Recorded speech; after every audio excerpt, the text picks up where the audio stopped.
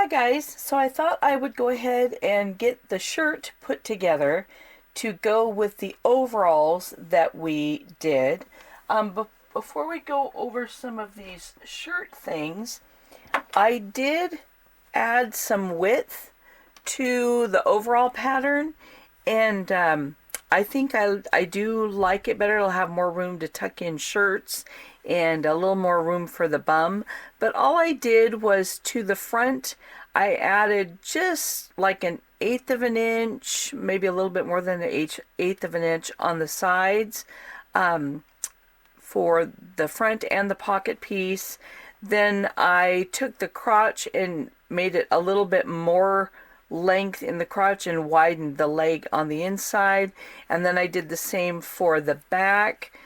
I didn't widen the side that has the center back, but on the crotch seam, I widened it a little bit and and gave more distance to the inseam, so I widened the leg on the inside just to give a little bit more room. And then I also when I sewed it, I actually took the full seam allowance for the straps, and it worked much better. So the weird lumpiness I got when I did the other ones, I know it's because I didn't make the straps as narrow as they should be. And so I went ahead and did that full seam allowance and flipped those, and then it worked fine. And then on these, I also lifted the pockets up so they're a little bit higher, and so those look better. So those are just some adjustments if you want to make to the overall pattern. And yeah, so anyway, just a little FYI on that. So now on our shirt, I went ahead and did what I like to call prep work. If you've watched any of my shirt sewing videos or jacket videos, you'll know that there's some things I like to do ahead of time that aren't really that difficult and don't need to be shown actually going through the machine. So I'll tell you what those things are, just in case you're new to the channel and you're new to sewing a shirt. So the first thing I did is I take the front pieces of the shirt and the back of the shirt, and I put right sides together and I sew the shoulder seams. So I put the fronts to the back at the shoulders. Then on the facing pieces, I do the same thing. I put the fronts to the back at the shoulder seam, and then I also serge around the outside edge because that fabric will just be laying inside the shirt, and I don't hem it because it adds extra thickness. So I like to just serge the raw edge. You can also zigzag that edge to finish it, just to keep the fabric from raveling. But a serge or a zigzag is going to give less bulk than if you turn the fabric and hem it, because that would be 2 layers of fabric, versus 1. So that's what I do for the facing. Then on the sleeves, I serge the hem edge, then I just turn it over and hem the edge of the sleeve. And then I also do a basting stitch, which is a longer stitch. I do 2 rows of basting inside the seam allowance along the top where the sleeve attaches to the shirt, and that will come into play when we're actually ready to insert the sleeves. But I get both of my sleeves ready. Then I go ahead and start getting the collar ready. I take the curved part of the collar, and with right sides together, I sew up the end, I sew the inside of the curve, and then back down the end. Then I turn it right side out. Well, before I turn it, I actually trim to about an eighth of an inch seam allowance. Then I flip it right side out, and then I go ahead and sew along the bottom neck edge. I also fold it in half and take a small notch here that will indicate the center back. I forgot to mention, on the facing, I match the shoulder seams and I put a small notch here to indicate the center back of the neckline. I do the same thing here to indicate the center back of the neckline on the shirt. And then on the collar band, I went ahead and rounded the top corner. And I don't know if it'll be used very much, but we'll see when we put it together. But I also fold this in half lengthways, and I put a notch on both edges of this piece to indicate the center back. So my next step in putting things together is I'm going to take this top edge of the neck band and I'm going to line up the center back, and then I'm going to take the other band and I'm going to be sandwiching the collar, the curved part of the collar. I've got to turn it so my light shows better. There we go. Hopefully that'll still show. I'm going to sandwich the curved part of the collar between the right sides of the band, and I'm going to work from the center back out. So right where that notch is, hopefully let's see if we can position so you can see the notch against the color of the table there. I'm going to go ahead and pin that. Then I'm going to match up that edge and pin the collar and the bands all together. There we go. And sandwich that collar in between them. So let's see if I can do one side here. So I'm working from the center back out towards the edge. And then I'm going to keep working my way out just to line up my raw edge. There we go. And now you'll see the band is going to extend farther out than the collar, which is what I want, because I want a little bit more band than the length of the collar. So, and also it's very important when you're sandwiching these together to make sure the end of the curved part of the collar is pulled up all the way to the raw edges of that band, because if you don't, it's really easy for that to slide back down, and then you'll have some of that raw collar sticking out of your band when you put it together. Now, because this has more of a point, I'm going to take the point and bend it back under my pin just to keep it out of the way, because now I'm going to sew on the band up the side and then all the way across and then back down the other side, so that when I flip it, there will be a little bit more band than collar. And so also you can pin here, kind of make sure your band ends are together there, and pin so that the pin is on just the band fabric and it's trapped that pointy part of your collar out of the way, so that when you sew it, you won't be catching the tip of your collar in the seams of the band. But then I do the same exact thing on the other side, and then I'm going to sew up, across, and down the other side, and then I'll flip it and show you what that looks like. I'm going to stay stitch around the neckline of the shirt and the neckline of the facing, and then I'm also going to trim to the stitching at like 1/4 inch intervals around the neckline, and that way when we go to sew it on, we can do our little magic trick, you know, of fooling the machine and thinking it's sewing a straight line, because when we snip in these, it'll open up the notches so we can get more of a straight line to feed through there. So I'm going to go ahead and stay stitch just along the seam line of around the neck, and then I'll trim that on both of these.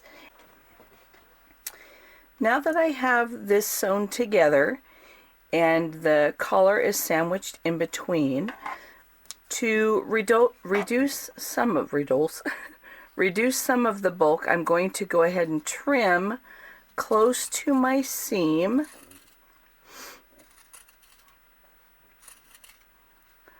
Okay, so now I'm going to, because this is on the inside, now I'm going to go ahead and flip it so that it's right side out. And normally I would press this down, but I had an interesting experience when I was making the the little overalls, and then I thought, okay, I'm going to pre-press some of this fabric before I start. And all of a sudden, my little iron that I showed you the other day, I saw smoke. And I'm like, what's going on? And then I saw sparks shooting out by my finger, and one got my finger. And I thought, okay, time to throw this in the garbage. Because I don't know what was wrong with the wiring, but yeah, it was dangerous. And so I thought, okay, I really don't want to be electrocuted. So I threw it away. So yeah, if you're working with an iron or electronic thing and you start seeing smoke and sparks, throw it in the garbage. So, okay, so now I'm going to go ahead and pin this down since I can't press it because I don't have that little iron, and I don't have room here at my sewing station to have the big iron out. It's just too big. So I'm going to go ahead and pin this down. But now here's my collar, and so that will be ready to go onto the shirt and have a little band there when we go ahead and put that on the shirt. So that's how this looks. It doesn't lay perfectly flat, but you don't want it to lay perfectly flat because it's going to have to go around the neck edge of your shirt, you know, like this. And then it'll have a little bit that will be up, just a thin band on that part of the collar. So that's how I get the collar ready. Now, the next step is to put the collar and the facing all together. So the same way that I sandwiched the curved part of the collar between the bands, I'm now going to take the collar and sandwich that between the right sides of the shirt and the facing. And I'm going to do exactly the same steps. I'm going to match up the center back first and pin it to my shirt. Get that where I want it. And then I'm going to take the facing, which will, let's see if we can lay it out, will lay like this on the shirt. And then I'm going to also pin the facing. So I'm going to get that notch lined up and hold it with my thumb. And then I'm going to go ahead and, well, let's pin it this way, I guess. So here's what it looks like when it's all pinned together. We have the collar, raw edges, all brought up even with the neckline of the shirt. And you can kind of see, let's see if we can make this show. Maybe I can adjust lighting and that would help. So maybe you can see here where we've notched this edge. So remember how it was, you know, a curve, but when you put those notches in, it makes it so much easier to just sew a straight line.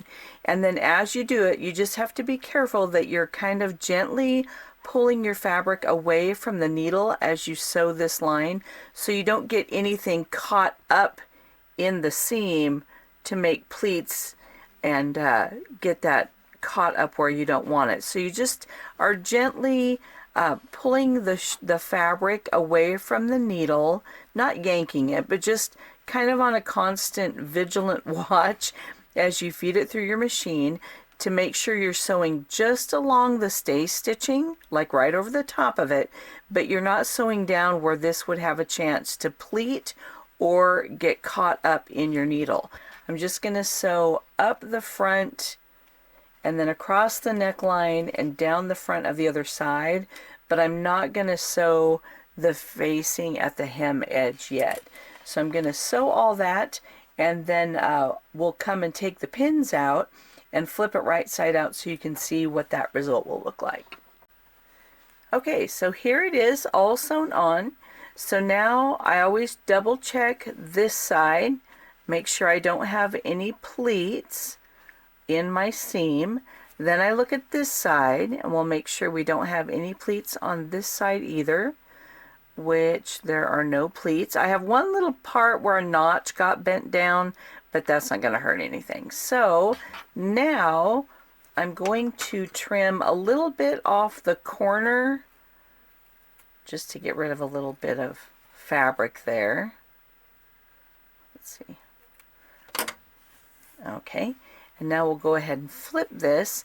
And a lot of times if you take the fabric and fold it one direction and then grab the other corner and make a corner before you flip it, it'll flip easier. So there's one side. So over here also we're going to turn the fabric this way, then we're going to turn it down, make that little corner. There we go. And then we're going to flip that corner inside. Oh, here, my finger got in the way.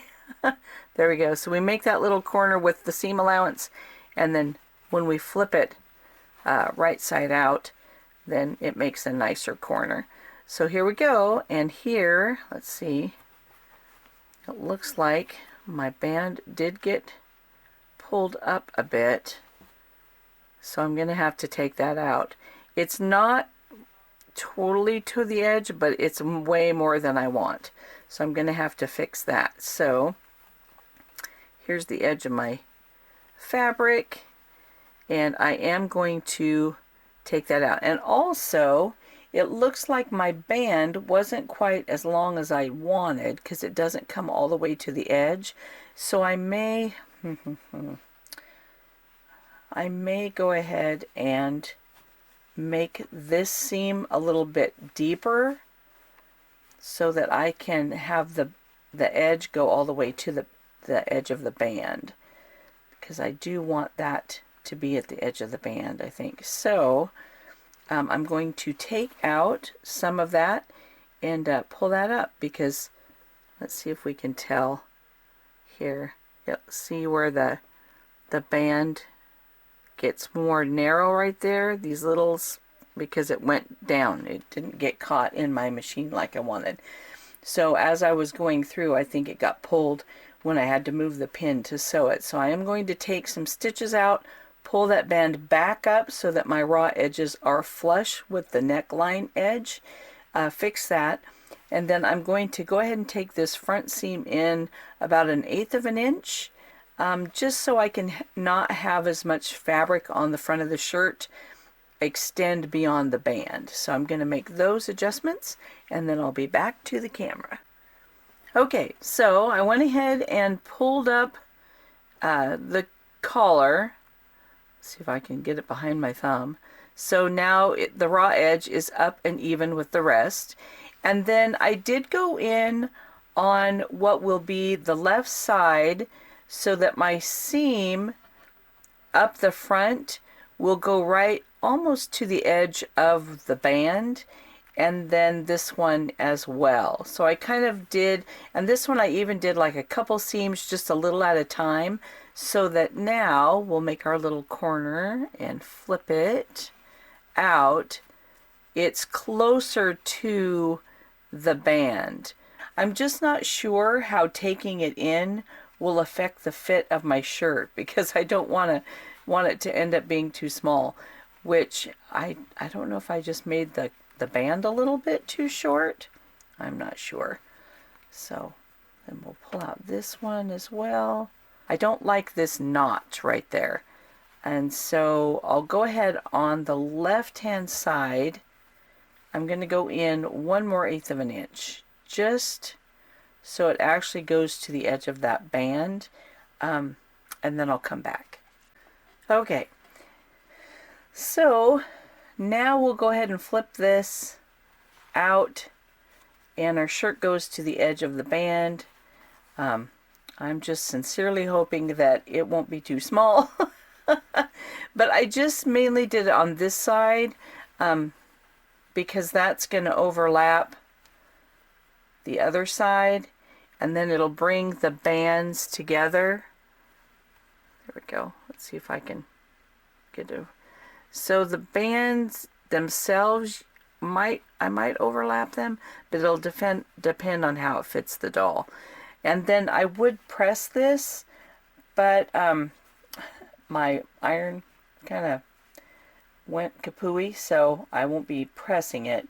But I will later, when I top stitch, I'll pull this to where it's just careful so the gingham doesn't show on the outside. So that's our collar. It's inside here. Our facing is inside here. And now to put on the sleeves, the next step for the sleeves, I'm going to stay stitch around the arm opening, and then again I'll be clipping at like 1/4 inch intervals, so like little 1/4 inch intervals around the curves, so that again that will open up more to more of a straight line. Then the next step you want to do in putting in a sleeve is, after I do the stay stitching and clipping, then I'm going to, I always do the 2 rows of basting, and I just like 2 rows because then if a thread breaks, you don't lose your gathering. And now, not that this shirt is going to have a lot of gathering, but if you gather it to begin with and then flatten it back out, a lot of times it's referred to as ease stitching, and it makes it easier to fit your pieces together. So I'm just trying to get the top 2 threads. There we go. So you don't want to trim your basting threads all the way to the edge of fabric. You need something to grab onto. And then I'm just going to gently pucker that and then kind of straighten it back out again, but leave some of this puckering around the top. And I'll go ahead and get this part done, and then we'll kind of take a look at fitting this into the armhole and why I like to do this basting across the top. So now I have the stay stitching along where the seam line will be, and I've notched that edge, so hopefully the little notches will show. So now when I put in a sleeve into the opening, we're going to do right sides together, and I start with the outside edge of my sleeve and the outside edge of the armhole.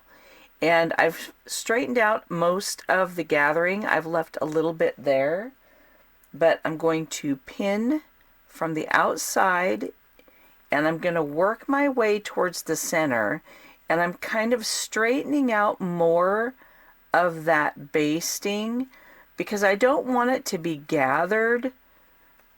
I just want it to fit into the curves, you know, of the shirt.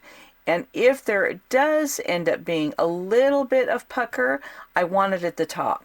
So I start my fitting from the outside, and I have seen people who will just line up one edge and start sewing, but if you do that, you run the risk of having too much fabric at the other end on either the shirt edge or the sleeve. So I like to work from the outside in, and that way I know that my sleeve will fit to, you know, the sides of both sides and come together at the underarm the way I want.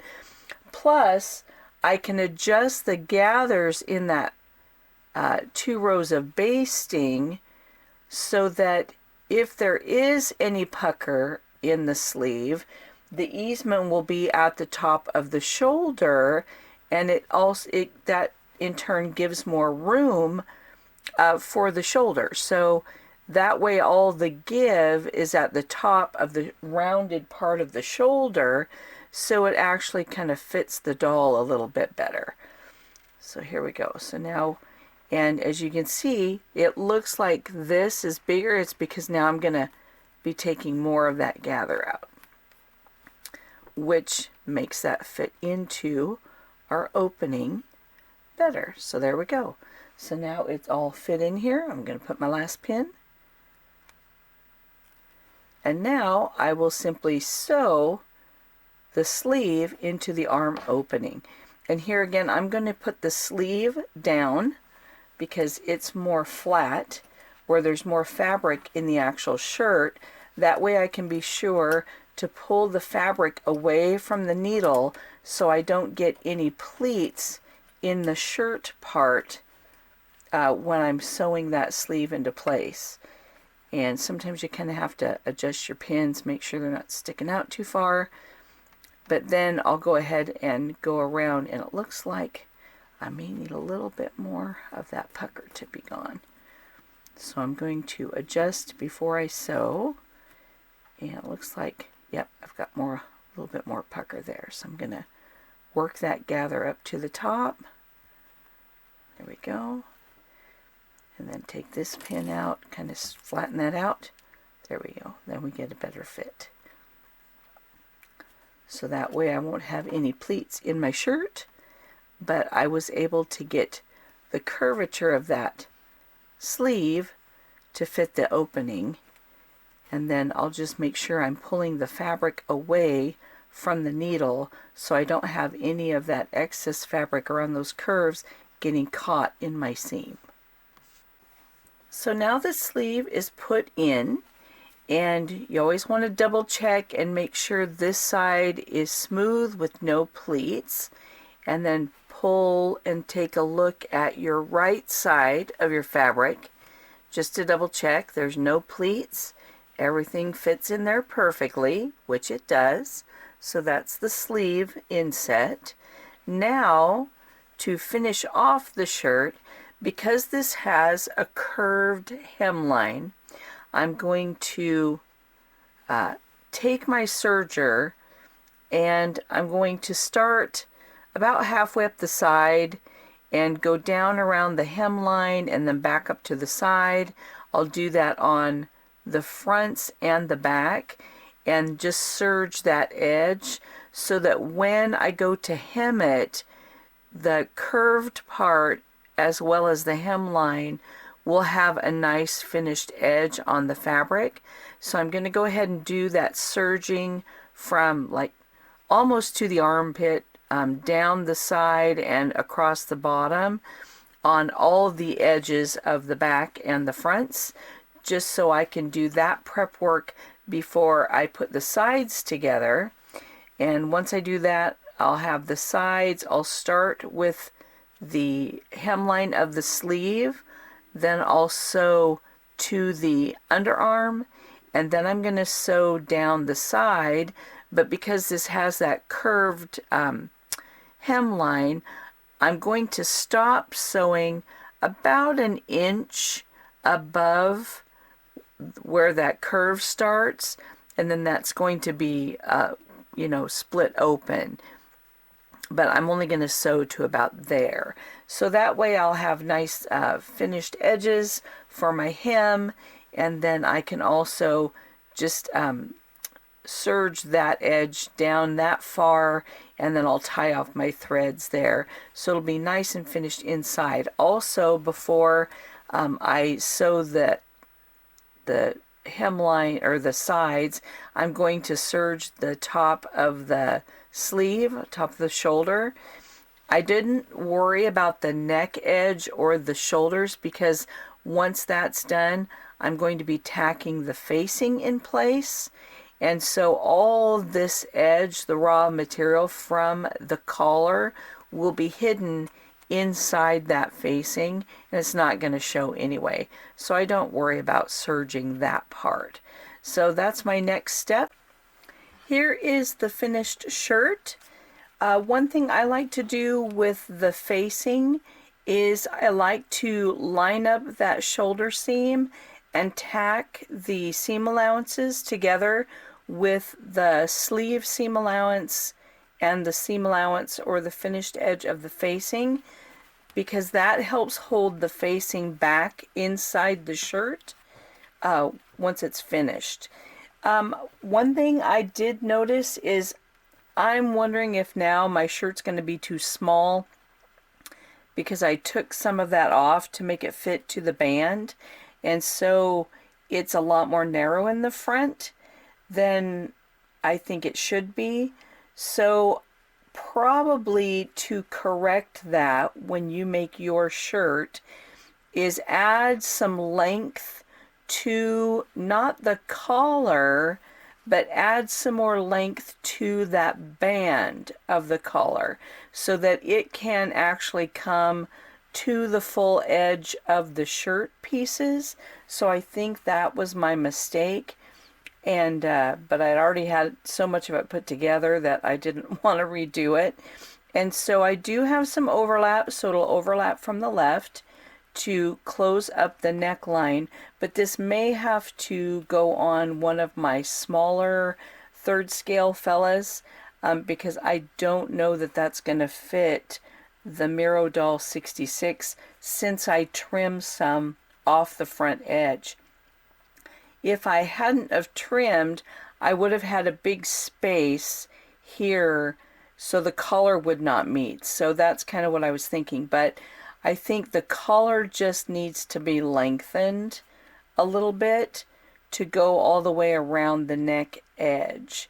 So yeah, it's the change that I would probably make is lengthening the collar rather than trimming off the front of the shirt, because now I'm curious as to whether or not that's going to fit. So I'll probably put a photo on the edge here of the video so we can check out how that's going to fit, just to see what it'll look like.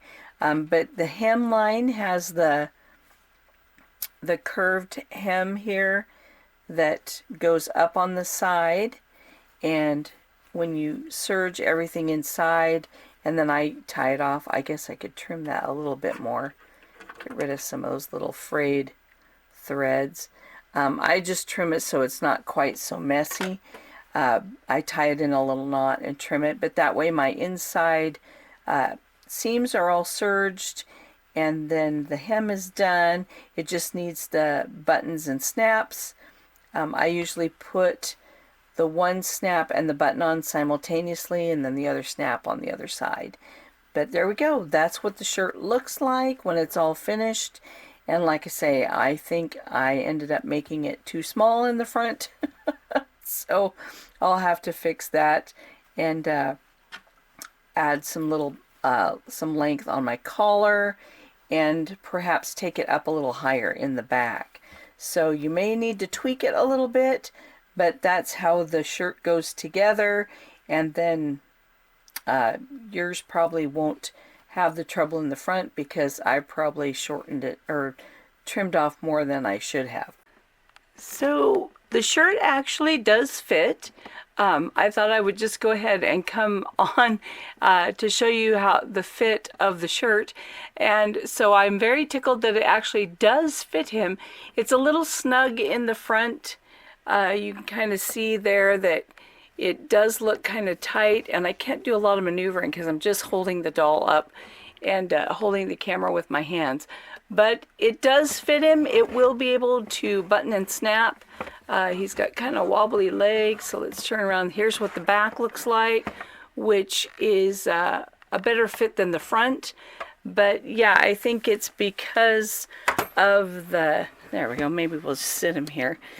Because of narrowing that so that the band would fit around the neckline. So I think overall, if you wanted to make a change, you could trim like 1/8 off the front piece, the center front, like 1/8 inch off, but then lengthen the band, not the collar part, but the actual band, to come to the edge of the fabric, and that'll give more room in the front because I trimmed off quite a bit. So just trim off 1/8 of an inch. It'll still fit a thinner guy pretty well, and then lengthen that band piece. So I must have mismeasured when I made that because it didn't want to go all the way to the edge of the fabric. So yeah, but I was tickled that it will be able to fit him, and even though I kind of trimmed off more than I should have, it still fits. It doesn't look too bad, and then since it's going to be underneath overalls, I think it'll be fine. So there you go. That's the fit of the shirt and how it looks when it's finished and on the doll. This is, like I say, a Miro doll 66 centimeter body, and if you wanted a looser fit, it could go on like a Resin Soul 3rd scale or the Miro doll 60 centimeter slim body, and it would probably have a little bit looser fit. But anyway, all in all, I'm very pleased with how it turned out, and so there you go. So until next time, happy sewing!